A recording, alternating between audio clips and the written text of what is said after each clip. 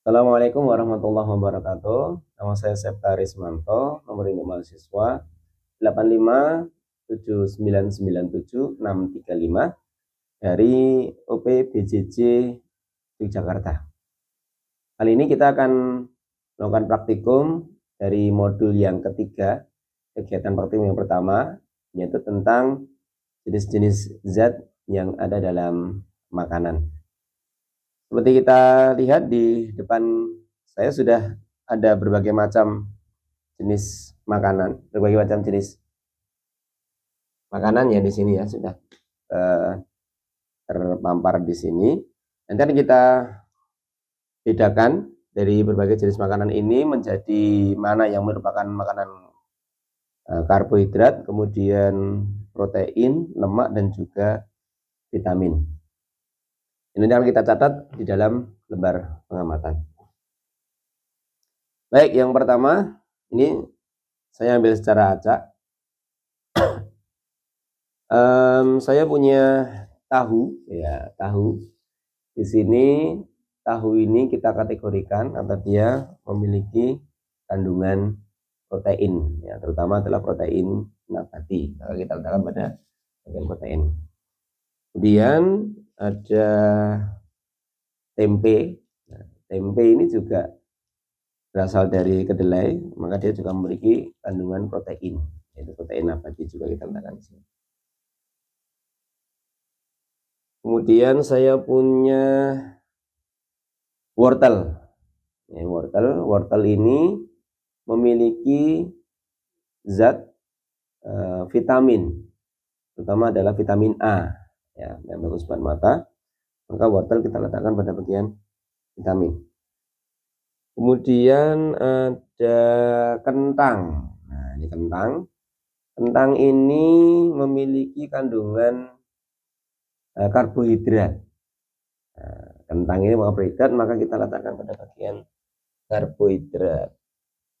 Kemudian di sini ada terong. Ya, terong ungu. Terong ungu ini memiliki kandungan vitamin, ya, vitamin B, vitamin K, dan seterusnya. Kita masukkan dalam badan bagian vitamin. Kemudian ada ini ada namanya, kalau orang Jawa bilang cipang. Ya, dalam bahasa Indonesianya adalah labu siam. Labu siam ini juga memiliki kandungan vitamin. Ya. Kemudian ada telur ayam. Telur ayam ini adalah sebuah protein. Kita tambah bagian protein. Kemudian di sini ada tepung, ya, tepung terigu. Tepung terigu ini, tepung terigu berarti dia juga memiliki kandungan karbohidrat. Oke, kita masuk yang sini. Ini saya ambil secara acak ya, nanti kita kemudian letakkan di tempat-tempatnya. Oke, jagung ini juga termasuk ke dalam protein, ya, protein nabati. Dari sisi biji-bijian, ya, dia ada biji-bijian di dalamnya. Kita masukkan dalam protein. Kemudian saya punya kacang. Nah, ini kacang panjang. Ada banyak kacang di sini. Kita punya ada banyak kacang di sini. Kacang panjang, kemudian ini kacang tanah, kemudian ini kacang merah, ini ada kacang kedelai, ini ada kacang hijau. Nah, semua kacang-kacangan ini termasuk ke dalam kandungan protein, memiliki kandungan protein. Maka kita letakkan pada bagian protein.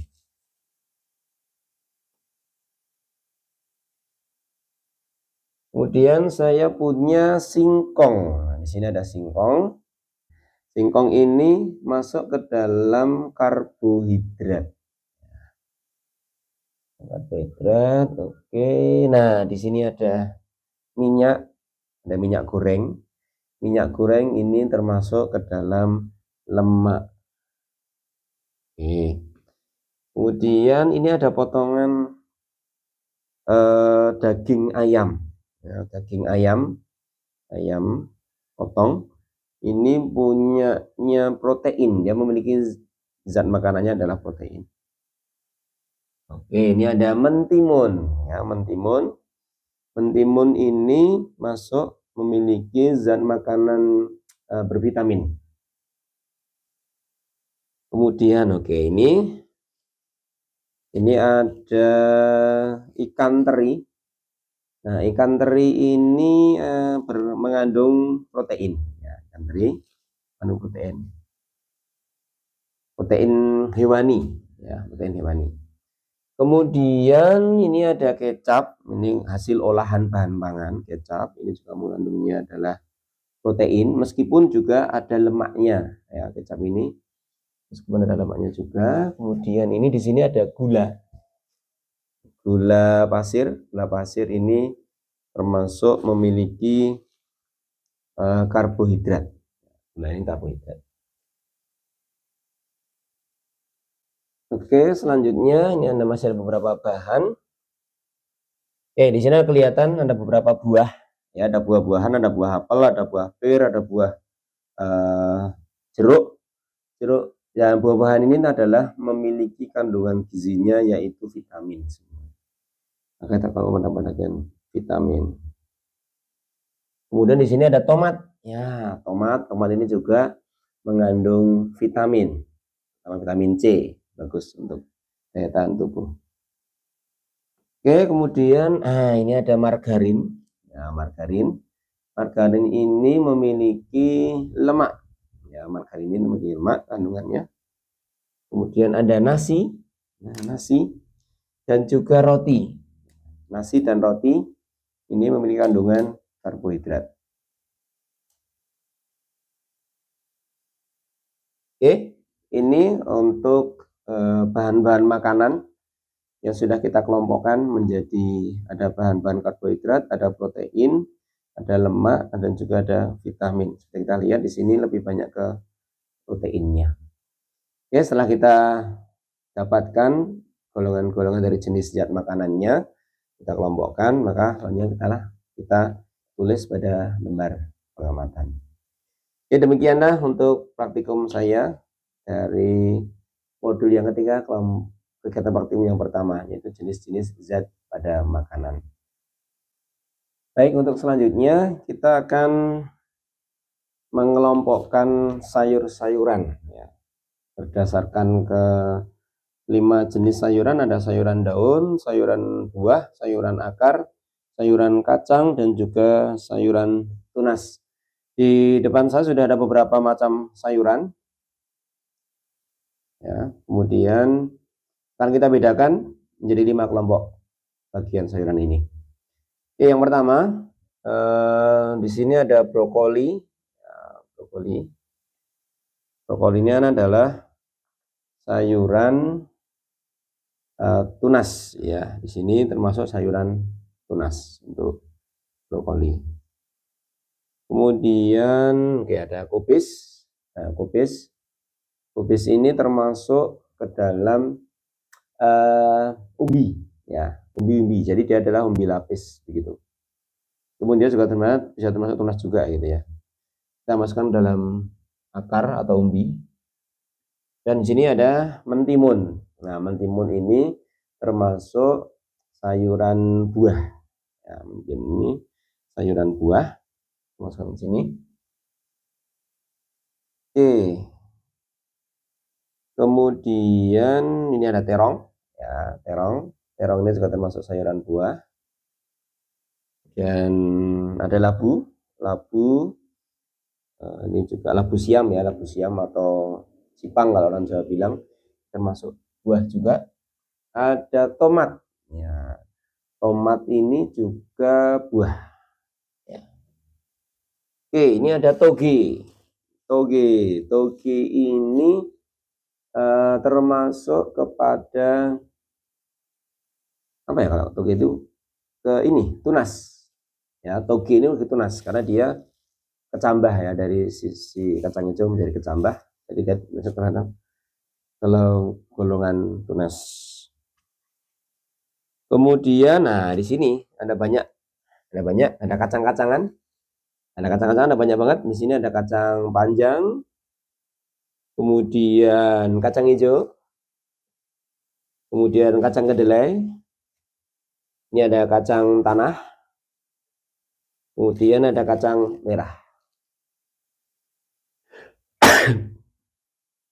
Oke, kemudian di sini ada cabai rawit.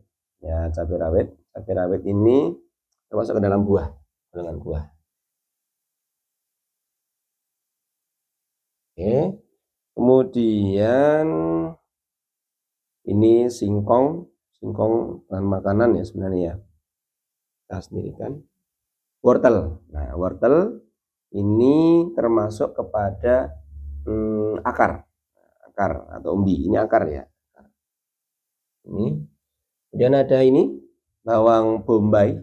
Bawang bombay ini dan juga bawang-bawang yang lain ya. Di sini ada bawang merah, kemudian bawang putih dan bawang bombay ini tadi. Itu termasuk kepada umbi lapis. Jadi kita masukkan pada bagian akar atau umbi lapis. Kemudian ada kentang ini termasuk akar. Ya. Akar kita masukkan ke dalam akar. Kemudian jagung ini kita masukkan ke kategori buah. Di sini ada loncang. Nah, loncang ini kategorinya adalah sayuran daun, karena kita pakai adalah daunnya. Oke. Kemudian ada kangkung. Kangkung ini juga termasuk daun. Kemudian ada ini bayam. Bayam juga termasuk daun. Terus ini ada buncis. Kalau buncis ini kita kategorikan kacang-kacangan. Kemudian seledri. Seledri ini termasuk ke daun. Kita masukkan ke daun. Baik, ini untuk pengelompokan sayuran berdasarkan 5 kelompok. Ada daun, kemudian buah, ada akar, kemudian kacang-kacangan, dan juga tunas. Baik, untuk selanjutnya di sini sudah ada berbagai macam bahan, ya, berbagai macam bahan sayuran dan juga buah-buahan dan juga berbagai macam jenis makanan yang lainnya.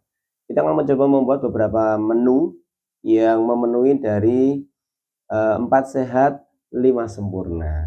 Baik, saya coba yang pertama. Kita akan coba ambil ada wortel, kemudian buncis, kemudian saya tambah dengan kol. Oke, ada wortel, ada buncis, ada kol, kemudian bisa ditambah dengan apa ya, misalkan kacang merah, ya, kacang merah misalkan. Kemudian ada kacang panjang, ya, kacang panjang. Kemudian oke, di sini ada kentang, ya, kita bisa pakai kentangnya. Kemudian itu ya, mungkin kalau misalnya kita mau tambah dengan ini boleh jagung, ya, jagung kita boleh tambahkan ini, karena kita akan membuat sayur sop, ya, sayur sop, ya. Jadi bisa dengan menggunakan wortel, buncis, kemudian kol atau kobis, kemudian kentang, ada kacang merah untuk pelengkapnya, dan ada kacang panjang, ada jagung. Atau nanti kalau misalnya mau tambah lagi, ya, bisa tambah dengan sayur yang lainnya. Oke. Nah, nanti ini akan menjadi sayur sop, ya, sayur sop yang memenuhi. Ada dari sisi gizi sayurannya, di sini ada kol, ya kan. Kemudian ada dari sisi karbohidratnya, nanti bisa tambah dengan nasi, dari karbohidratnya. Kemudian proteinnya ada banyak, ya, protein nabati. Ini ada ada kacang merah sama kacang panjang sebagai proteinnya. Kemudian ada vitaminnya, ada dari wortel. Kemudian ini protein juga dari buncis. Kemudian biar ada vitaminnya lagi, bisa kita tambah nanti pada saat sudah matang, kita tambah dengan tomat, ya, biar tambah seger, biar tambah ada vitamin C-nya. Kemudian biar nambah protein kembali, nanti bisa kita pakai, misalkan kita gorengkan ayam, kemudian kita tambah dengan gandum, gitu. Kita jadikan ayam goreng sebagai lauk dari sop tadi. Oke. Kemudian kalau misalnya kita tambahkan dengan di sini ada tempe. Ya, tempenya bisa kita goreng tempe garit ya. Cukup kita pakai nanti di sini ada bawang putih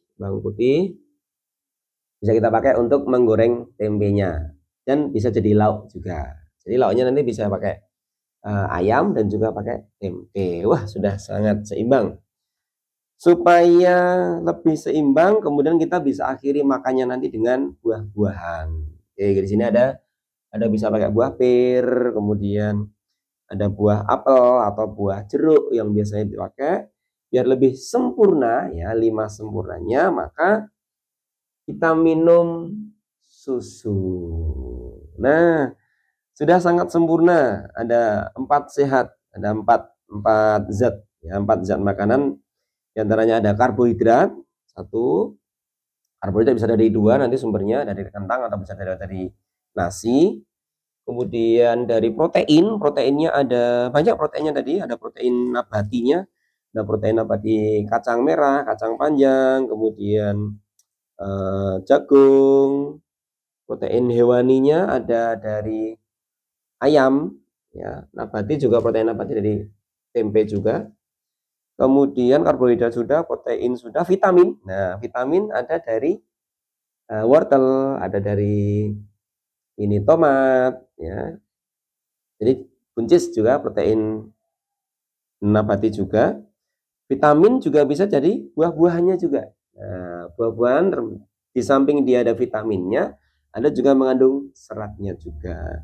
Karbohidrat, protein, kemudian vitamin, kemudian ada seratnya juga, kemudian ada sempurnanya kita tambah dengan susu. 4 sehat, 5 sempurna. Oke, itu contoh satu menu yang pertama. Yang kedua, kita bisa misalkan membuat yang lainnya.